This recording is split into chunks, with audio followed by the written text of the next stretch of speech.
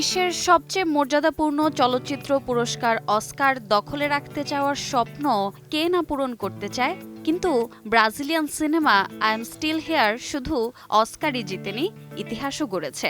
কারণ এবারই প্রথমবারের মতো আন্তর্জাতিক ফিচার ফিল্ম বিভাগে জয়ী হওয়ার গৌরব অর্জন করল দক্ষিণ আমেরিকার এই দেশ।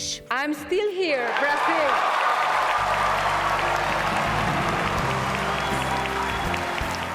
ওয়াল্টার সালেস পরিচালিত এই সিনেমাটি ইউনিস পাইভারের বাস্তব জীবনের গল্পকে কেন্দ্র করে তৈরি হয়েছে।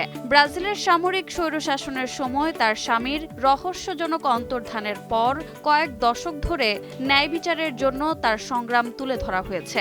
অভিনেত্রী ফার্নান্দা টরেস সেরা অভিনেত্রীর জন্য মনোনীত হন, যা ছবিটিকে প্রতিযোগিতার অন্যতম প্রধান দাবিদার করে তোলে। মূলত আই এম স্টিল হিয়ার সিনেমায় ব্রাজিলের সামাজিক ও রাজনৈতিক বাস্তবতা তুলে ধরার কারণে এটির অর্জনের ঝুলি ভারী হলো। সেই সাথে সিনেমাটিকে ব্রাজিলিয়ান চলচ্চিত্র শিল্পের জন্য মাইলফলক বলে মনে করছেন চলচ্চিত্র বোদ্ধারা। রোজা চৌধুরী, সময় সংবাদ।